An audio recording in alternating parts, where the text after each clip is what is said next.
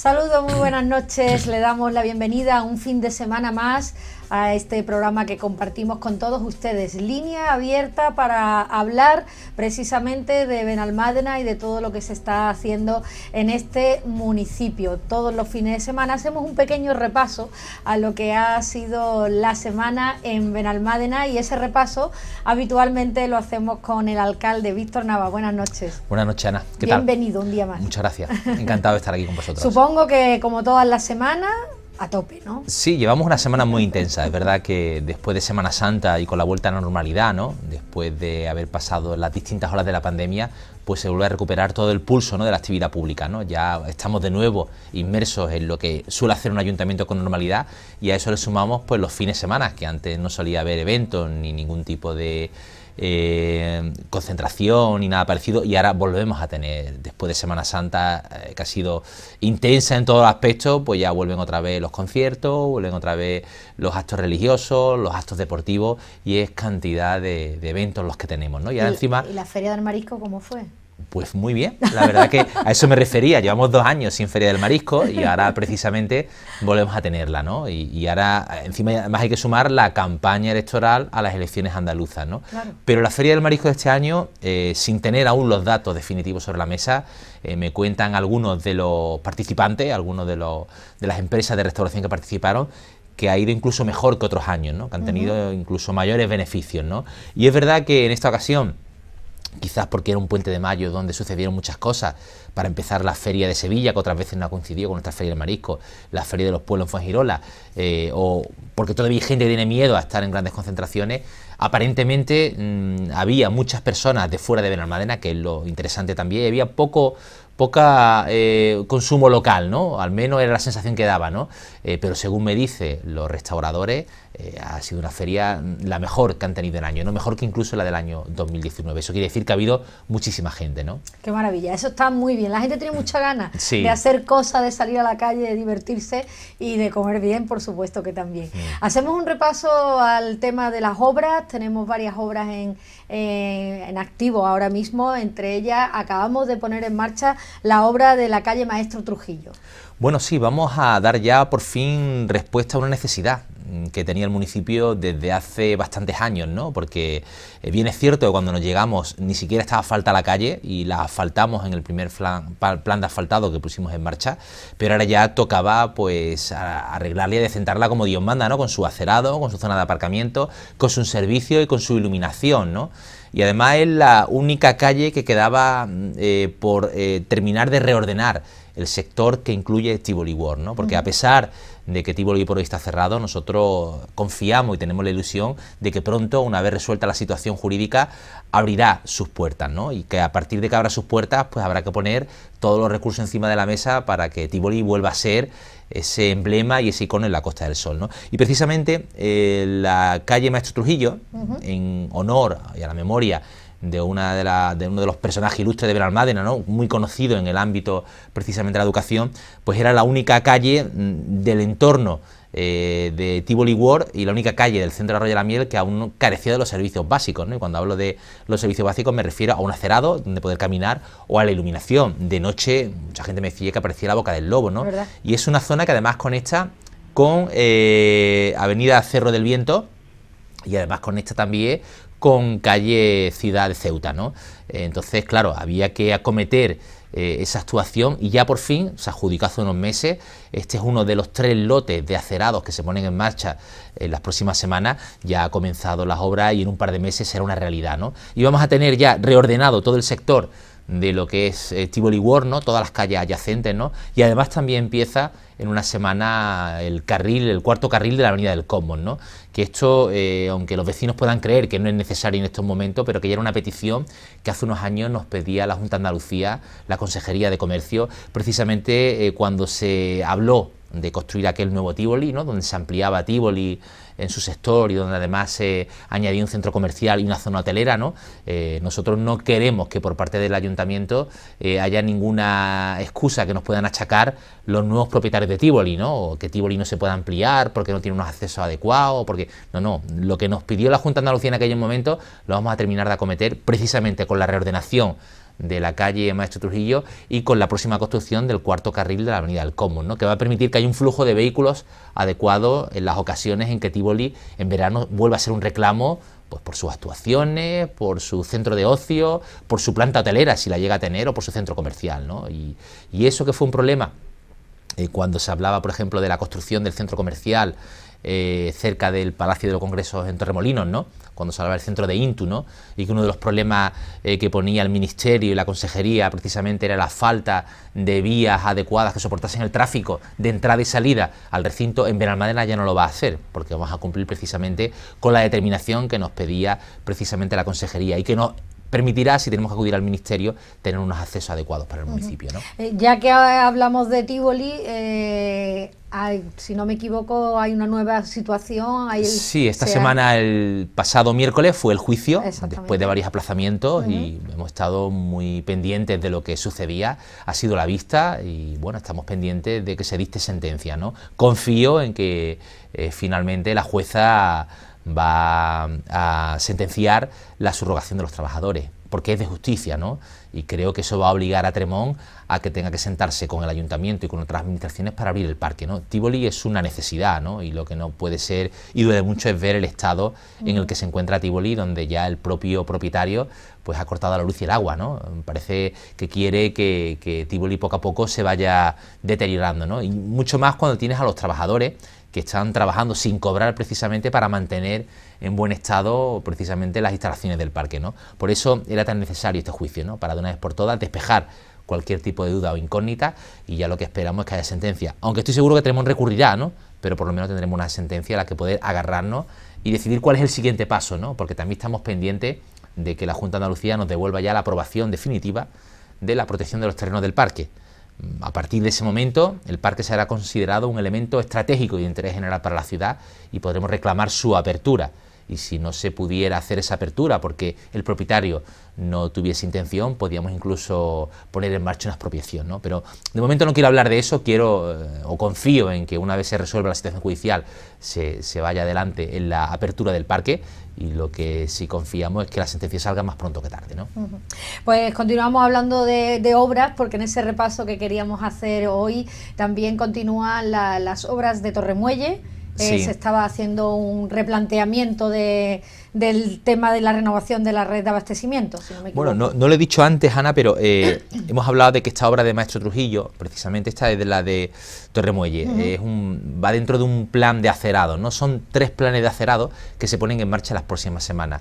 También tenemos un plan de asfaltado que no ha podido empezar por el incremento de los costes a consecuencia de la guerra de Ucrania, que se va a planificar posiblemente para septiembre, y hay otro plan de asfaltado que va a salir ahora a licitación, ¿no? La idea es que esta legislatura podamos terminar de asfaltar todo el municipio y que podamos poner ya en marcha, como siempre hemos pensado, planes de acerado periódicos, ¿no? Para ir poco a poco renovando nuestros viales públicos, ¿no?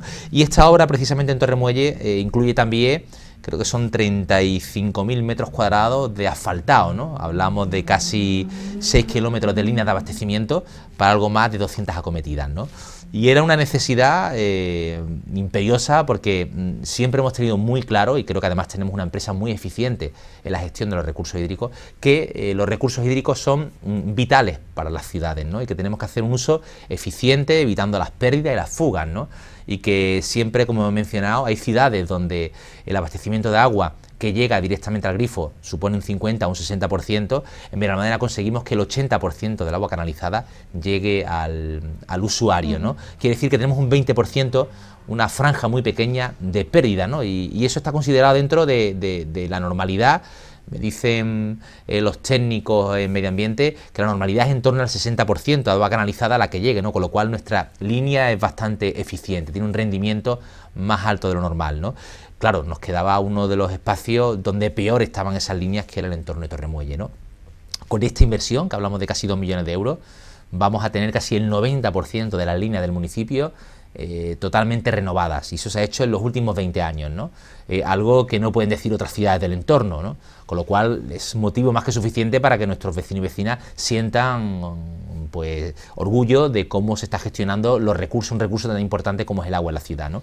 Aquí hablamos de una inversión de casi 2 millones de euros, estamos al 50% de los trabajos, pero ya habéis visto cómo han quedado entornos como la avenida principal de la urbanización Torremuelle o precisamente este fondo de saco al final de la avenida Torremuelle, ¿no? Un lugar donde ya no se había asfaltado en los últimos 30 años, se ha vuelto a asfaltar y se ha vuelto a señalizar, pues para que haya zonas de aparcamiento, pues creo que es un salto de calidad, ¿no?, en la urbanización, ¿no? Y creo que es importante acometer este tipo de obras pues para garantizar los recursos hídricos de la ciudad, ¿no? Por lo tanto, hemos matado dos pájaros de un tiro, ¿qué se dice, no? Por supuesto. Hemos arreglado el saneamiento, hemos arreglado el abastecimiento de agua, supuesto. Y además hemos asfaltado y hemos adecentado un poquito la zona, ¿no? Claro, además esta era precisamente una de las urbanizaciones más deterioradas del municipio, quizás porque son las que más tiempo tienen. Ya hablamos de que Torremuelle se remonta a los años 60-70, ¿no? Cuando se construye, ¿no? Y que luego es verdad que el deber de conservación y mantenimiento le corresponde a la propia entidad, ¿no? Claro. Pero que los ayuntamientos podemos colaborar. Y entendiendo que el asfaltado pues, es un gasto enorme para cualquier tipo de entidad, por eso este ayuntamiento está en disposición de poder ayudar. Y no es la única entidad urbanística a la que ayudamos, no es solo Torremuelle. También ahora en el plan de asfaltado que ponemos en marcha va a haber actuaciones en Veracruz, va a haber actuaciones en Monte Alto, en Sant'Angelo, y vamos a tratar de ayudar a muchas de las urbanizaciones que hoy por hoy tienen dificultades para asfaltar sus calles, ¿no? Pero no podemos olvidar que el deber de conservación y mantenimiento le corresponde a la propia entidad, ¿no? Eso siempre ha levantado un poquito de polémica con las personas que viven en esta zona, porque claro, todo el mundo quiere que el ayuntamiento sea quien le arregle sus calles y quien le arregle el entorno de su casa, pero realmente no es la competencia del ayuntamiento. Y llevan toda la razón del mundo, ¿no? Pero aquí también hay que hacer pedagogía, ¿no? Es verdad que a la gente cuando se le habla de que tiene una vivienda en una mancomunidad, bueno, si yo estoy en mitad de la ciudad, ¿por qué tengo que pagar aparte de mi IBI una mancomunidad, ¿no? Claro. Y ocurre en la propia Málaga capital, ¿no? Barrios como Teatinos, como Limonar, como Cerrado de Calderón, que están en el centro de la ciudad, son entidades urbanísticas, ¿no? Donde el mantenimiento le corresponde a la propia mancomunidad, ¿no? Y esto no es capricho de los alcaldes, es que el legislador en su día pues lo entendió así, y entonces estaban los desarrollos que ponían en marcha los propios ayuntamientos o los desarrollos privados, ¿no? Donde la conservación y el mantenimiento le corresponden a las propias mancomunidades, ¿no? Entonces, en Benalmádena, en Torremolinos, en Fuengirola, Mijas y en todas las urbanizaciones de este país, pues existen las llamadas entidades urbanísticas, ¿no? Donde la conservación y el mantenimiento le corresponden a esas mancomunidades y donde los ayuntamientos podemos colaborar. Y aquí surge la duda, ¿no? De, claro, pero yo ya pago mi IBI, ¿no? Claro. O pago... Pero bueno, es que el IBI es un impuesto que para empezar gestionamos los ayuntamientos, pero que en realidad es un impuesto estatal, ¿no? Y el IBI, que es el impuesto de bienes inmuebles, su objeto tributario es la propiedad, tener una propiedad. En este país, yo lo he explicado algunas veces, el régimen fiscal se divide en impuestos a la propiedad, pagamos por tener una cuenta en el banco, pagamos por tener un vehículo, pagamos por tener una vivienda, pagamos por tener... Y los impuestos al consumo, ¿no? Que es por consumir, ¿no? O los impuestos a la renta, que son los derivados del trabajo, ¿no? Pero quiere decir, los impuestos para vehículo de tracción mecánica es por el hecho de tener un vehículo, no por usar las calles y avenidas, ¿no? El impuesto al IBI es por tener una vivienda, no por tener un barrendero ni por tener determinados servicios. Que luego lo que hacemos los ayuntamientos, y digo que hay que hacer pedagogía, porque luego lo que hacemos los ayuntamientos es esos impuestos que nos delega la recaudación el Estado, pues con esas cantidades que recogemos montamos los servicios de una ciudad. Es que los servicios de la ciudad son los autobuses, las bibliotecas, la limpieza viaria en los núcleos urbanos, el ajardinamiento de las zonas urbanas, la iluminación, la recogida de basura y todos los servicios que se dan, cementerio, la Casa de la Cultura, salones de actos, bibliotecas, parque de bomberos, policía local, todos esos son los servicios que se sufragan cuando se paga el IBI, ¿no? No es el barrendero que te limpia. Entonces, entendiendo esto, pues es fácil de hacer la pedagogía de que, bueno, vives en una entidad, en una mancomunidad, el mantenimiento de esa calle o la limpieza le corresponde a la propia entidad. Y luego podremos buscar líneas de colaboración con los ayuntamientos, ¿no? Y digo que es injusto o justo que como ayuntamiento no tenemos ningún problema en coger y hacernos cargo de las entidades urbanísticas para mantenerlas como ayuntamiento, pero entonces el legislador no solo deberá legislar, sino que alguien deberá financiar a los ayuntamientos para que podamos acometer esos servicios, porque el problema es que nuestra financiación es ajustada a nuestras verdaderas competencias. Por eso muchas veces digo que cuando nos toca asumir competencias que no son nuestras, para los ayuntamientos supone un esfuerzo, ¿no? Y ya acometemos muchas competencias que son de otras administraciones, ¿no?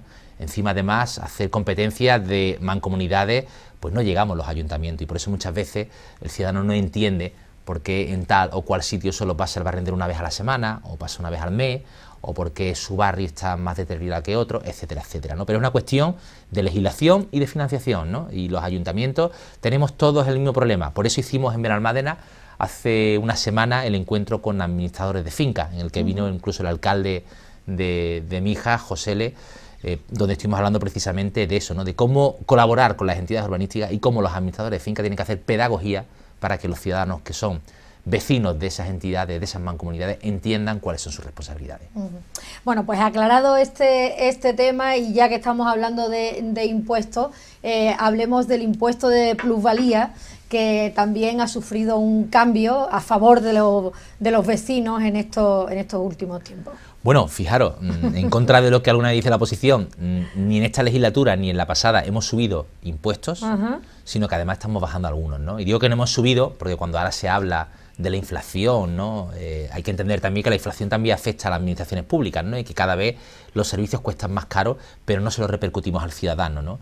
Ni somos tan irresponsables como hace, por ejemplo, la presidenta de la Comunidad de Madrid, que yo sé que tiene muchos admiradores, ¿no? Que es, voy a bajar impuestos y ahora le pido al gobierno de la nación que me pague aquello que yo no puedo hacer frente, ¿no? Eso es una irresponsabilidad. Lo fácil creo que es eso, ¿no? Bajarle a los ciudadanos los impuestos y luego pedirle a papá Estado que me sufraga aquello que yo no puedo cumplir. Creo que los responsables, los gobernantes tenemos una responsabilidad, ¿no? Y con los medios que tenemos que gestionar precisamente nuestra administración. Y Benalmádena, que hoy por hoy es una ciudad solvente, donde hemos reducido la deuda, ya nos podemos permitir ciertas licencias, ¿no? Y una de ellas precisamente es pues ajustar el impuesto de la plusvalía, pues para que aquellos que más dificultades tengan o tienen no tengan que hacer frente al pago del impuesto, ¿no? Lo que hemos hecho en esta ocasión es, a consecuencia de que tenemos que actualizar nuestros reglamentos de las plusvalías, ya sabéis que hubo una sentencia del Tribunal Constitucional que declaraba inconstitucional la forma o la fórmula mediante la cual se aplicaba el impuesto de plusvalías, ¿no? Pero no el impuesto en sí mismo.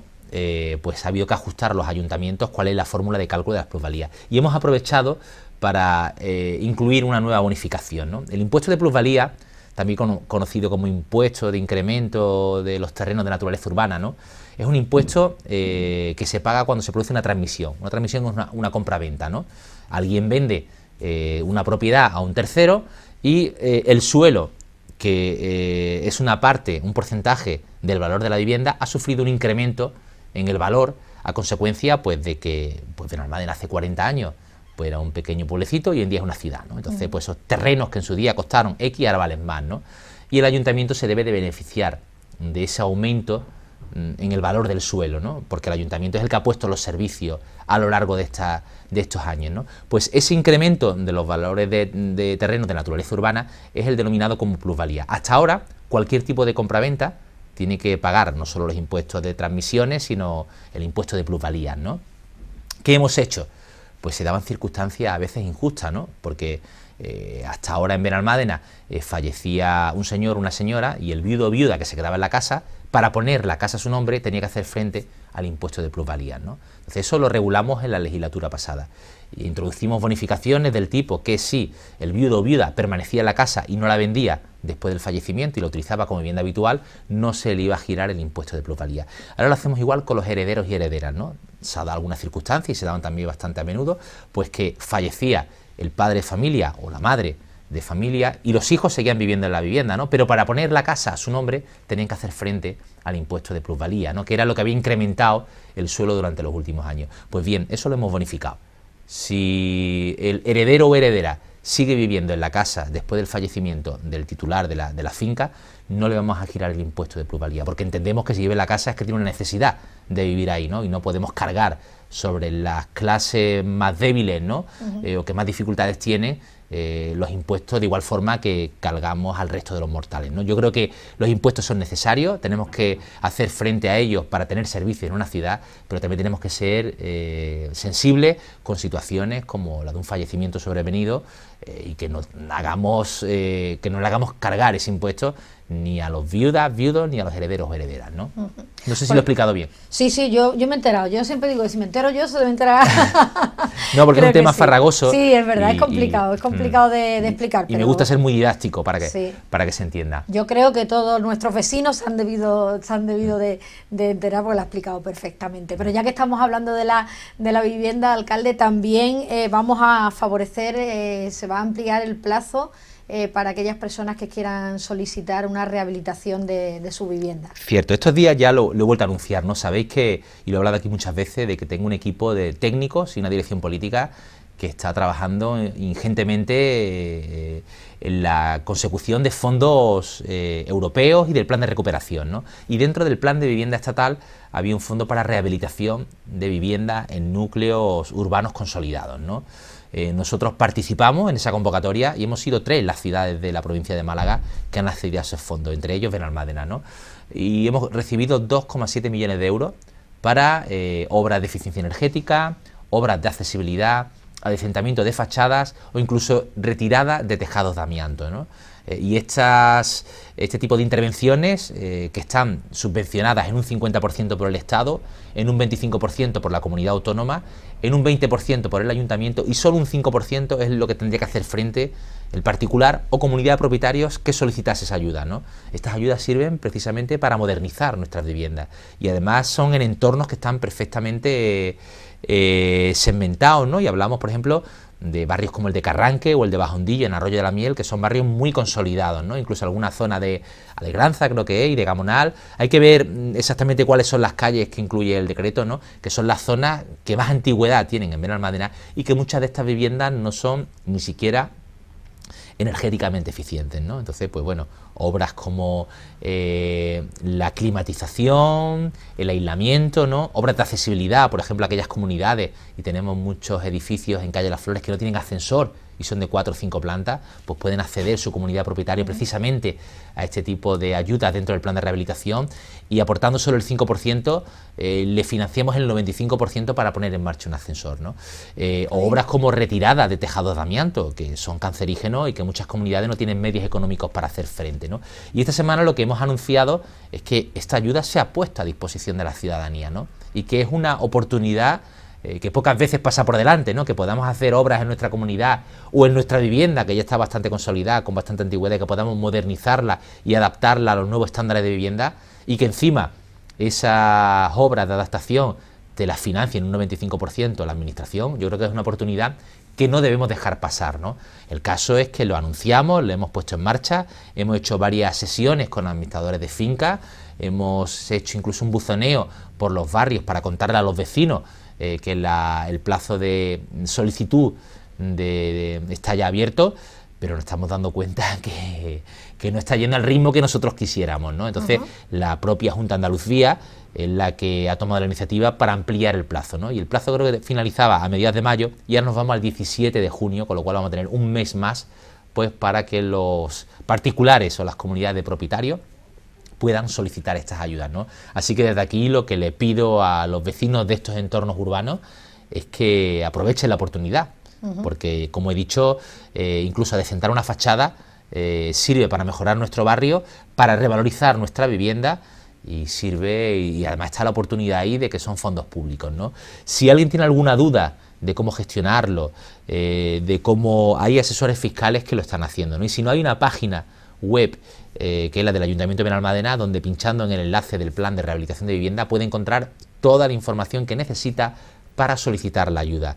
Desde la propia administración local vamos a poner en marcha un comité donde los ciudadanos podrán resolver sus dudas, pero el primer paso, que es la convocatoria, que está ahora abierto, la información la van a encontrar o a través de su asesor o su comunidad de propietarios, su administrador, o directamente en la página web del ayuntamiento, ¿no?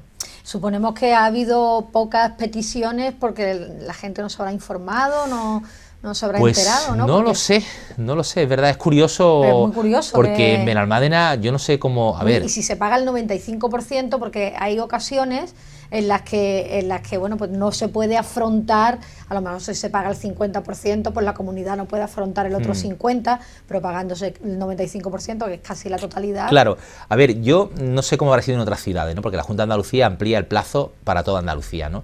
Pero en Benalmádena, por ejemplo, lo hemos anunciado en televisión. en prensa escrita, en redes sociales, incluso hemos hecho un buzoneo por los barrios que están dentro de ese decreto, ¿no? Pues para que el ciudadano sepa dónde tiene que acudir, cómo tiene que hacerlo, pero no entiendo por qué no está teniendo la aceptación, claro, ¿no? Y es una oportunidad entonces, magnífica. Bueno, habrá que ver, de momento hay muy pocas peticiones, es posible que también mucha gente esté preparando todavía lo que son los proyectos o anteproyectos para hacer la solicitud, y a lo mejor en los últimos días podemos ver que hay muchas más peticiones de las que tenemos ahora mismo, Sí, ¿no? puede ser ese el problema, ¿no? Puede La ser. preparación del proyecto. Puede ser. Que se esté dilatando un poquito Sí. en el tiempo y esto haga que no... Sí. Bueno, Así alcalde, es. yo he visto una noticia que yo es que no me voy a parar ni a entenderla, porque para eso tengo aquí al alcalde, que voy a recurrir otra vez a él para que me explique las cosas, porque yo he leído la noticia y digo, ¿y esto qué significará? Y yo supongo que a ustedes le habrá pasado como a mí, ¿verdad? Para eso tenemos que ir al alcalde, para que me lo explique. Dice así: Benalmádena alberga el primer campus de formación reglada y profesional de España en el metaverso. Alcalde, ¿esto qué es? Por Dios. Bueno, lo primero ¿Esto hay qué que es? explicar lo que es el metaverso, ¿no? Bueno, el metaverso, que muchos de vuestros televidentes habrán escuchado hablar de esa palabra, pero poca gente sabrá realmente lo que significa, ¿no? Metaverso es, digamos, un salto más en lo que es el desarrollo tecnológico en la web, ¿no? En redes, ¿no? Hablamos de la web, que es cuando se inicia todo el fenómeno de internet y de página web. Luego se hablaba de la web 2.0, que es donde toda la información y toda nuestra comunicación se volcaba en redes sociales, ¿no? Y ahora ya hablamos del fenómeno de la web 3.0, ¿no? Que es precisamente el metaverso, ¿no? Ya sabéis que Facebook ha cambiado su nombre a Meta, ¿no? Relacionado precisamente con lo que es el metaverso, ¿no?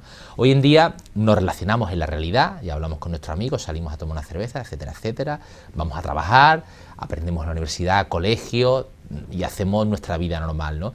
Y luego tenemos tiempo, nuestro tiempo libre, hacemos vida también, pero lo hacemos a través de redes sociales. Y escribimos, y hablamos, y interactuamos con otras personas que a veces ni conocemos, pero que están en nuestra red, ¿no? Y tenemos, pues el metaverso es eso mismo, pero con la realidad aumentada.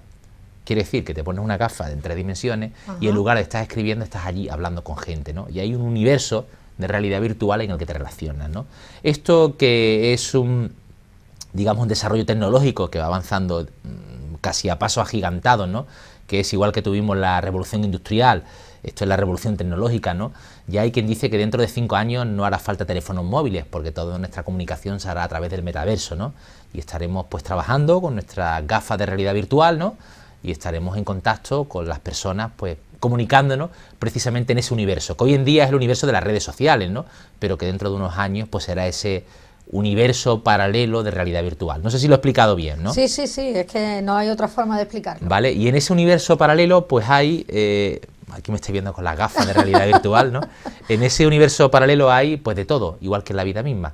Tenemos colegios, tenemos parcelas para comprar y construir hospitales, tenemos lugares y centros de trabajo, tenemos zonas donde relacionarnos para ocio, hay monedas para comprar, se puede monetizar muchos de los aspectos. Por ejemplo, monetizar me refiero, pues yo ya soy un avatar que está en el metaverso y no me gusta como soy y compro pues un traje para mí y compro un lavado de imagen, ¿no? Y eso se paga, ¿no? Y hay un negocio alrededor de todo ese metaverso, ¿no? Lo que estos días hemos visto en Benalmádena es el Colegio Internacional de Torrequebrada, que es un colegio que siempre va a la vanguardia, ¿no? En el sistema pedagógico, en sus modos de aprendizaje, ¿no? Y que es verdad que la enseñanza que nos gustaría a todos desde lo público, ¿no? Pero que requiere mucha financiación, ¿no? Entonces, bueno, es un colegio privado, los padres sufragan este tipo de educación, pero es verdad que está a la vanguardia de cualquier tipo de educación, ¿no? Y ellos lo que hacen es apostar por el metaverso y crear el primer colegio virtual. ¿Esto quiere decir que desaparece el colegio físico? Para nada, sigue estando el colegio físico, pero los alumnos van a poder vivir, una vez se vaya desarrollando ese metaverso, pues experiencias educativas que creo que van a potenciar el aprendizaje, ¿no? Y pongo un ejemplo, ¿no? En una clase normal te sientas allí y estás hablando, por ejemplo, de los filósofos y de Platón y de sus enseñanzas, ¿no? Y está apuntando en una libreta, el profesor escribiendo en la pizarra, y si hace calor o si te pilla un día que no tiene mucha energía, pues a veces puede parecer hasta un poco pesado, ¿no? Cuando haces una experiencia de este tipo con tu gafas, no es que estás en una sala que te transporta a la antigua Grecia, donde además está Platón ahí explicando, dando su enseñanza, y un profesor al lado explicando, mira, este era Platón, ¿veis cómo explica tal? Es como una experiencia, digamos, que ayuda, que no sé cómo, que motiva la enseñanza, claro, ¿no? Y que al final, pues, todos los datos, y así lo indican, ¿no? Lo que hacemos de una forma u otra es que el alumno o la alumna tenga un interés enorme por aprender, porque cualquier tipo de enseñanza, pues la va a ver desde esa realidad virtual, ¿no? Vamos a estudiar, por ejemplo, cómo funciona un motor, y tienes el motor allí delante, cómo funciona, con sus poleas, y es algo totalmente diferente, innovador, y que sí te ayuda a tener un aprendizaje extra que a veces esa experiencia no la tienes cuando ves en un libro de texto, ¿no? Claro. Estudias en clase y luego necesitas de esa experiencia para complementar tus conocimientos. Hoy en día, con esa realidad virtual, como estáis viendo aquí, pues vais a tener un universo enorme por desarrollar, ¿no? Pues el primer colegio en el mundo que está en el metaverso se encuentra en Benalmádena. Eso fue lo que fuimos el otro día a visitar, ¿no? Y la verdad que desde aquí dar la enhorabuena, ¿no?, a todo el equipo y a todos los partners de Colegio Internacional de Torrequebrada, que han dado este salto de calidad en cuanto a enseñanza, ¿no? Y este es el centro, digamos, de realidad virtual donde se desarrollan sus clases. Entonces, llegas allí, tienes tu clase física y a lo mejor en una hora del día tienes una clase virtual y te enganchas con tus gafas, te metes allí, te sientas. Te vamos a hablar de gravedad, pero vamos a hablar de gravedad desde la Estación Espacial Internacional, y te vas allí, te explican allí cómo. Claro, el aprendizaje es mucho más bonito, mucho más interesante, más llamativo, claro. Y la experiencia la guardas como. Claro que sí. Entonces, bueno, eso fue lo que se explicó. La verdad que quedamos muy alucinados, ¿no? Y además vino el alcalde de Málaga, que no suele salir de Málaga salvo que sean causas realmente o eventos realmente importantes, ¿no? Con lo cual da una idea de la importancia que tiene precisamente este evento que hemos vivido en el Colegio Internacional. Qué curioso, es súper curioso. Además, efectivamente, una motivación para los chavales, porque ahora además la realidad virtual, que los niños juegan al fútbol, a no sé cuánto, con la realidad virtual, acercarla a la educación es algo, una idea magnífica. Lo que pasa es que, claro, económicamente eso... Y sobre todo el Colegio Internacional de Torrequebrada, que siempre han tenido un concepto de educación avanzado precisamente a los tiempos, ¿no? Y además, porque ellos siempre combinan los modelos experienciales, ¿no? Y además un tipo de educación que aun siendo la reglada, ¿no?, pero utiliza otro tipo de elementos pedagógicos, ¿no?, para afianzar ese conocimiento, ¿no? Claro, eso es lo que nos gustaría también para cualquier tipo de educación, ¿no? Pero la realidad luego supera la ficción. Este tipo de medios tecnológicos hoy por hoy son muy difíciles de implementar y muy caros para implementar para la totalidad de los colegios, ¿no? Entonces, bueno, yo sí creo que es el futuro, creo que acabará llegando, como cuando nadie imaginaba, ¿no?, que un alumno en infantil, primario, secundario va a tener un ordenador por alumno, y ya sí es una realidad, ¿no? Esto tardará un poquito más porque requiere una gran inversión, ¿no? Pero bueno, ya hay colegios, en este caso privados, ¿no?, financiados además por los propios padres, que ya sí van avanzando en ese camino, ¿no? Y creo que se acabará imponiendo. Y como la tecnología avanza tan rápido, y digo tan rápido porque hace unos años nadie imaginaba que pudiéramos hacer las cosas que hacemos con un teléfono móvil, desde luego, ni siquiera que tuviéramos un teléfono móvil, y ahora está al alcance de cualquiera. Imagino que igual que los teléfonos móviles o esa tecnología está casi al alcance de todos los mortales, pues esto llegará también al alcance de todos los estudiantes. Claro, ¿no? Porque actualmente, que acaba de nacer, digamos, pues económicamente es imposible llegar para muchísimas personas, pero esto se irá abaratando con el paso del tiempo y se vaya implantando en muchos más lugares. Claro. Por eso, desde aquí mi felicitación a Sonia Díez, que es la CEO del Colegio Internacional de Torrequebrada, y a todo su equipo, ¿no?, y a todos los partners que han hecho posible precisamente poner en marcha este proyecto, que además lo ponen desde Benalmádena, con lo cual es un motivo de satisfacción y orgullo, ¿no?, para este alcalde, para el equipo de gobierno y para toda Benalmádena, creo, ¿eh? Desde luego es algo muy, muy llamativo, y supongo que los alumnos estarán encantados. Encantados. Yo las probé por primera vez y bueno, tengo que decir que ha sido una experiencia en todos los sentidos, porque en mi caso, te he contado lo de Platón, como me dijeron, vamos a ver cómo funciona el primer avión del mundo, ¿no?, y que se hizo casi de una forma artesanal, ¿no?, y nos plantamos delante del avión, y había explicándonos cómo giraban las hélices, ¿no?, y cómo se hacía la aerodinamica y cómo se había construido, y lo veías en tamaño real, y casi lo podías tocar, ¿no? Y evidentemente todavía la calidad de los gráficos todavía se parece a veces dibujos animados, ¿no? No es, pero con el tiempo se va a conseguir una realidad pues que a veces, casi como las películas de Matrix, ¿no? Que no sabe uno diferenciar si está en la realidad o en el metaverso, ¿no? La verdad es que llevar la realidad virtual a la educación es algo... Yo he visto la realidad virtual, por ejemplo, en el mundo de los toros, que ya hay realidad virtual que puedes torear. Claro. O sea, te puedes poner delante de un toro en realidad virtual. Pues esto es lo mismo llevado a la educación. Sí, así es. Bueno, pues me interesa muchísimo. Me ha gustado a mí esto del colegio maravilloso que tenemos aquí en Benalmádena y que aplica la realidad virtual, que es, como decía el alcalde, el futuro. Alcalde, y por cierto, hablando de otro de los temas que ha salido esta semana y de lo que hemos hablado en otras ocasiones, definitivamente se ha archivado la denuncia que había contra el alcalde por el tema de los consejeros del puerto y todo esto, Sí, ¿no? Bueno, se ha archivado porque realmente ahí no había nada, ¿no? Sí, ya veníamos hemos contando, hablado pero muchas veces, ¿no? Lo que pasa es que el afán del Partido Popular en desprestigiar y en embarrar la política en Benalmádena, pues claro, no tiene fin, ¿no? Y creo que esta es la cuarta o quinta denuncia que nos ponen en lo que va de legislatura, ¿no?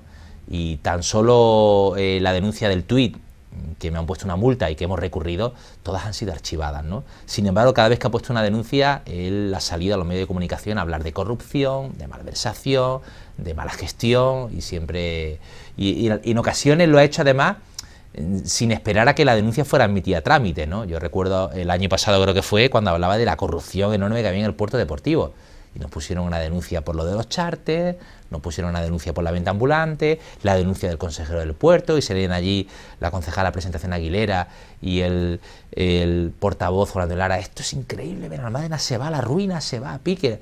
Y al final todas estas denuncias quedan absolutamente en nada, porque solo sirven para hacer, digamos, su guerra política, ¿no? O para el postureo político que necesitan de justificarse, pero la realidad es que con ese tipo de declaraciones a quien hacía daño no era solo el alcalde, sino a la imagen de Benalmádena y a la imagen del puerto deportivo, porque creo que hoy por hoy lo que hay en Benalmádena es un gobierno honesto, honrado, yo creo que los ciudadanos lo perciben, que ha conseguido sanear las arcas públicas y que además da estabilidad al municipio, y que estamos trabajando de sol a sol para implantar un modelo de ciudad, ¿no? Donde a veces nos equivocamos y donde a veces tenemos aciertos, ¿no? Pero que creo que todas las semanas podemos hablar de inversiones, de obra y de cómo Benalmádena se va proyectando como una de las ciudades más importantes de la Costa del Sol, donde tenemos los mejores índices de empleabilidad de los últimos años, donde es difícil encontrar una vivienda porque todo el mundo quiere invertir en Benalmádena, donde existe gran cantidad de oportunidades, ¿no?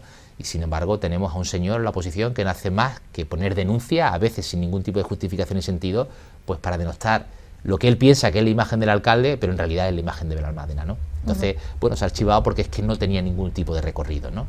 Y me gustaría que, al igual que salieron contando en todo el mundo que habían puesto la denuncia porque eran unos corruptos, que ahora digan que no había motivo ninguno y que se ha archivado. Pero eso evidentemente no lo van a hacer, no espero mucho de ellos.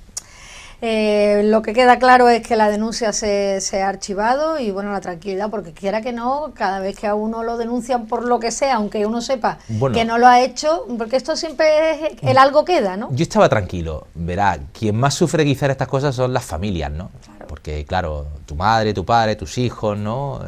Al final fíjate, te han puesto una denuncia, a ver si va a haber... Yo siempre les he tranquilizado, nunca... Nuestra gestión es honrada y honesta, ¿no? Yo creo que nadie puede decir lo contrario en Benalmádena, ¿no? De hecho, creo que soy el único alcalde de los que ha habido en los últimos años que puede pasear por el municipio sin ningún tipo de escolta, ni nadie que me tenga que proteger. Yo recuerdo aquí incluso algunos tenientes de alcalde que necesitaban una escolta porque los vecinos querían zurrarle porque habían prometido cosas que no habían cumplido o porque habían engañado a la gente.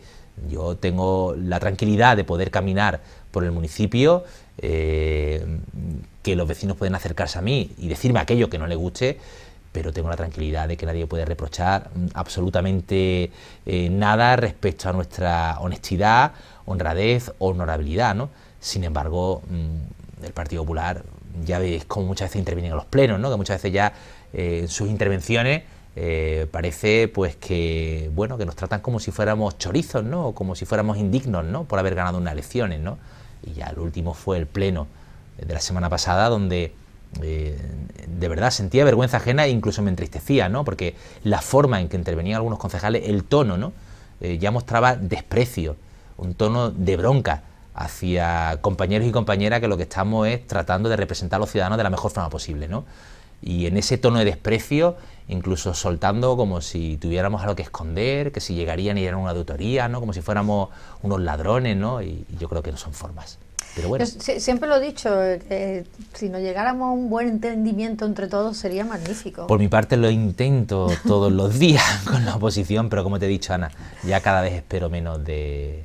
Y además me da pena también porque yo hablo con muchos otros alcaldes, que tienen también alcaldes y alcaldesas que tienen una oposición, ¿no? Y una oposición leal, ¿no? Que le meten cuando tienen que meterle y reprocharle algo, pero cuando se cierra un acuerdo, se cierra un acuerdo, ¿no? Aquí es muy difícil en Benalmádena. No hemos sido capaces de cerrar acuerdos que hayan perdurado en el tiempo con el Partido Popular, porque suspenden o se saltan cualquier tipo de acuerdo. Ya de hecho, fijaros, teníamos un acuerdo que era que cualquier asunto de urgencia que se llevase a pleno, pues había que apoyarlo por la unanimidad al plenario. Y luego en el fondo que cada cual votase lo que quisiera, ¿no? Y ya en el último pleno votaron en contra de un asunto de urgencia, precisamente que había que tratar en el pleno, saltándose cualquier tipo de consenso, ¿no? No son para nada leales, ¿no? Y esa es la posición que tenemos en Benalmádena. Pues la verdad es que tendría todo el mundo que trabajar en velar por los intereses del municipio, de los vecinos del municipio. Eso sería lo real, lo que sería lo bueno, pero también puede ser una utopía el que esto pueda ocurrir. Alcalde, ya estamos casi en campaña, ¿no? Ahora empezamos... Estamos ya en campaña de andaluza, claro. La verdad que hoy ha estado precisamente aquí Carmen Calvo y Ángeles Ferri. Si queréis, la semana que viene os cuento alguna cosa de la que hemos hablado y tal, ¿no? Perfectamente. Pero bueno, ya sí, ya se empieza a mover y ya empiezan a aparecer encuestas. Los partidos estamos ya calentando motores, ¿no? Para salir y tratar de hacer la mejor campaña posible, porque nos jugamos el futuro de Andalucía. Como dije la semana pasada, los ciudadanos tenemos que reflexionar, ¿no?, sobre qué queremos para Andalucía, ¿no? Y como dije, a mi juicio, para Benalmádena, precisamente Juanma Moreno no ha sido el mejor presidente. De hecho, han sido incumplimientos todas sus promesas para Benalmádena, ¿no? Ni tenemos el colegio, ni tenemos el instituto, ni tenemos la ampliación del hospital, ni tenemos la inversión al Parque Alvitar, absolutamente nada. De hecho, a pesar de tener un problema como tenemos en Tivoli World, creo que ha sido la primera vez que el presidente de la Junta en una legislatura no ha venido a Benalmádena. Todos los presidentes de la Junta, al principio de su legislatura o al final, pasaron por Benalmádena. Juanma Moreno no ha pasado por Benalmádena, ¿no? Y tenemos un problema grande como el de Tivoli, ¿no?, donde además se ha puesto de perfil, ¿no? Entonces, no creo que sea un presidente bueno. No lo sé si el resto de los andaluces pensarán que para sus territorios sí, para Benalmádena creo que no lo es. Bueno, pues estamos, como decimos, en precampaña ya y hay que empezar a exponer lo que cada uno quiere para nuestra Andalucía, y nosotros estamos dentro de Andalucía, de modo que nos interesa muchísimo lo que ocurra en estas elecciones andaluzas. Alcalde, hemos terminado el repaso por esta semana. Pues fenomenal. Supongo que semana la próxima también acelerada y con un montón de cosas que atender. Bueno, habrá que preocuparse la semana que no haya nada.